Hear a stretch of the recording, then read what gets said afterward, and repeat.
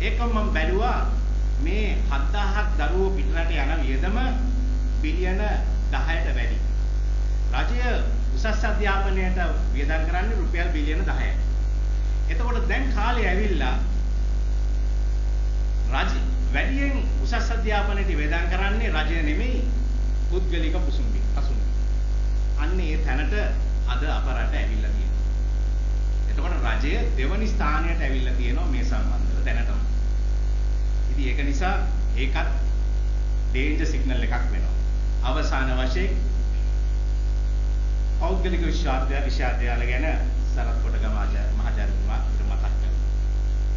1958 ලංකා ගමනාගමන මණ්ඩලයේ බිහි කරපු වෙලාවේදී උපාධිධාරීන් ගණනාවක් බඳවා ගත්තා.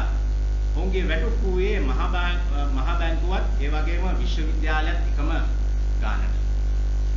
අවුරුදු 10ක් වෙනකොට ලංගම ලෝකේ තිබුණු ප්‍රධාන පෙළේ ප්‍රවාහන මණ්ඩලයක් ආයතනයක් වුණා. ඉන්පසුව දේශපාලනීකරණය තුළ වෘත්තීය සමිති නායකයන්ව කළමනාකාරයට ගේන්න ඕනට ඒ වැටුප් ෆ්‍රීස් කරා නැත්නම් එකම තැන තියාගත්තා. 1970 ගණන් වෙනකොට අලුතෙන් කවුරුවත් බැඳුනේ නැහැ ඒ විධායක ශ්‍රේණිවලට. කළමනාකරණය බිඳ වැටුණා.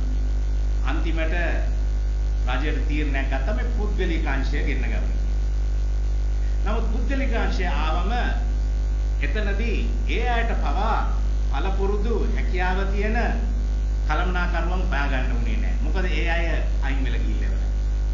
එතකොට පුද්ගලික අංශයත් පටන් ගත්තේ තැනම තමයි අදත් තියෙන්නේ. ඉස්සරහට යන්න බැරි වෙලා.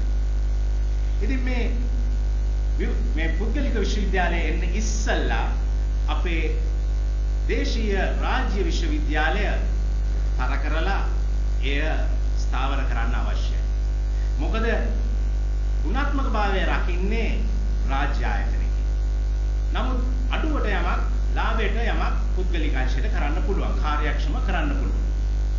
නමුත් අද අපිට ඒ ගුණාත්මක පාය දෙන්න පුළුවන් ආචාර්යවරුන් නැත්තම් එහෙමනම් අපිට ඒ තත්ත්වේ තියාගන්න බෑ.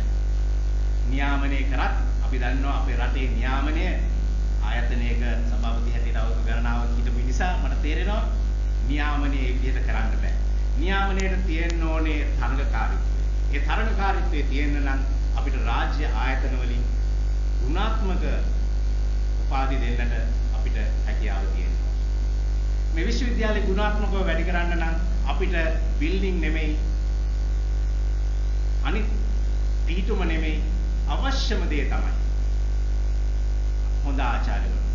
ඊයේ පෙරේදා මොරටු විශ්වවිද්‍යාලයට රුපියල් මිලියන 100ක් ලැබුණා ජාත්‍යන්තර තලයට ගේන්න කියලා.